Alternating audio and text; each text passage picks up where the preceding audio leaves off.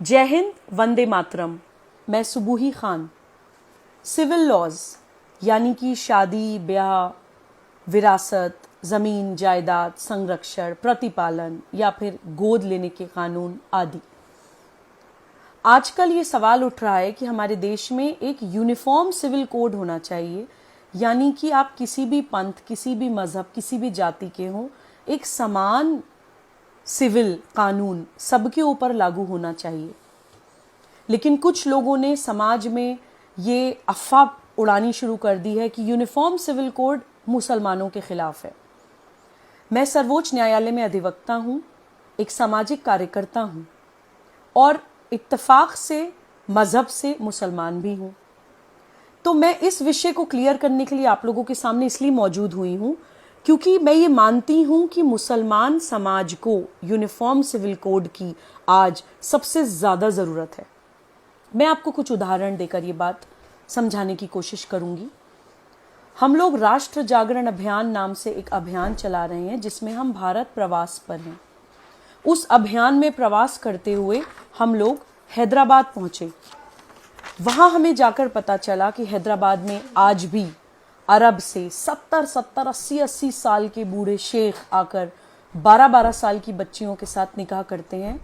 उसको नाम दिया है मिस्यार मैरिज, यानी कि ट्रैवलर्स मैरिज। जब तक उनकी यात्रा चलती है तब तक वो निकाह चलता है। जब वो यात्रा ख़त्म हो जाती है तो निकाह की एक्सपायरी डेट आ जाती है।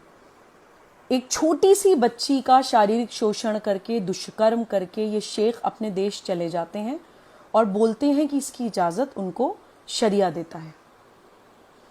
आज भी मुसलमान समाज में पुरुष बहुविवाह करते हैं। अपनी बीवी के होते हुए अपनी बीवी की मौजूदगी में दूसरी बीवी लाते हैं। आप सोचिए कि एक महिला का शारीरिक, मानसिक, मनोवैज्ञानिक, आर्थिक हर तरह का शोषण करके ये पुरुष बच के निकल जाते हैं शरिया लॉ की आड़ लेकर। छोटी छोटी बच्चियों के साथ, 12-12 साल की बच्चियों के साथ किसी भी उम्र का कोई व्यक्ति, जवान हो, बूढ़ा हो, निकाह कर सकता है, यह बोलकर कि शरिया में 12 साल की बच्चियों के साथ निकाह जायज़ है। जब कोई बच्ची प्यूबर्टी अटेन कर लेती है, उसको पीरियड्स शुरू हो जाते हैं, तो शरिया के मुताबिक उसके साथ निकाह किया जा सकता है। ऐसा इन लोगों का मानना है। एक होता है अडॉप्शन, यानी गोद लेने का कानून। मुसलमान समाज में गोद लेने का भी कोई अधिकार नहीं है।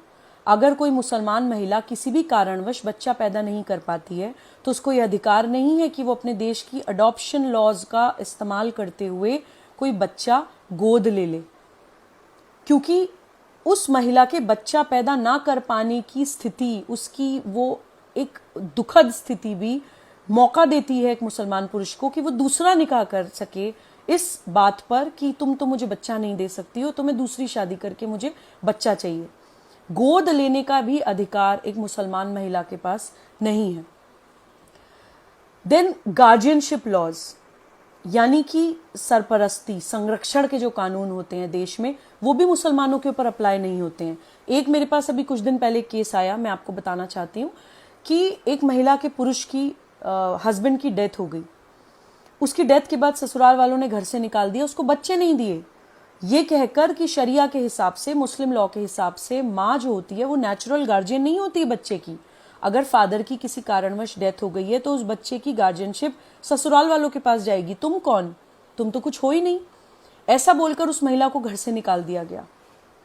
ये उदाहरण मैं आपको इसलिए दे रही हूं कि जो भी मुस्लिम समाज के पढ़े लिखे लोग हैं, मुसलमान समाज के जो रैशनल लोग हैं, सोचने समझने वाले लोग हैं, या जो पैगंबर मोहम्मद सल्लल्लाहु अलैहि वसल्लम के रास्ते पर चलना चाहते हैं, वो लोग मनन करें, अपने आप से सवाल करें कि प्रॉफिट मोहम्मद सल्लल्लाहु अलैहि वसल्लम महिलाओं के अधिकारों की बात करते थे।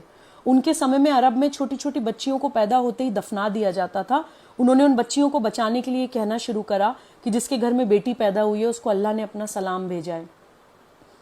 पैगंबर मोहम्मद सल्लल्लाहु अलैहि वसल्लम अपनी बेटी बीबी फातिमा के आते ही उनके सम्मान में खड़े हो जाया करते थे। पैगंबर मोहम्मद सल्लल्लाहु अलैहि वसल्लम ने जो पहली शादी करी वो अपने से बड़ी उम्र की महिला से करी, एक विधवा महिला से करी, एक बिजनेस वुमन से करी जो तिजारत करती थीं। कोई नकाब पोश या अपना चेहरा ढक के चार दीवारी में बैठी हुई किसी महिला से उन्होंने निकाह नहीं किया था। तो हमारे प्रॉफिट हमें महिलाओं का सम्मान करना सिखा कर गए हैं। प्रॉफिट मोहम्मद सल्लल्लाहु अलैहि वसल्लम अपने घर के काम खुद करते थे, खाना खुद बनाते थे, कपड़े खुद धोते थे, घर के सारे बेसिक काम खुद करते थे। उनके रास्ते पर चलने वाले हम लोग, हमने महिलाओं को एक सेक्सुअल कमोडिटी बना दिया है। इस्लामिक समाज के, मुसलमान समाज के सारे अपराध महिलाओं के और छोटी छोटी बच्चियों के साथ होते हैं, और अगर उनके फेवर में कोई कानून आ रहा है तो हम उसका भी विरोध करने के लिए खड़े हो जाते हैं। हम क्या कर रहे हैं?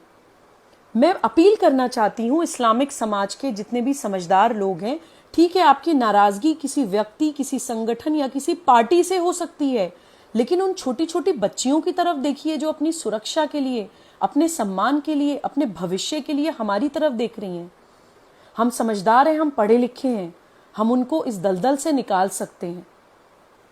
कृपया यूनिफॉर्म सिविल कोड का साथ दीजिए और इन बच्चियों का हाथ पकड़ के इनको इस गंदे दलदल से बाहर निकालने में सहयोग करिए। जय हिंद, वंदे मातरम।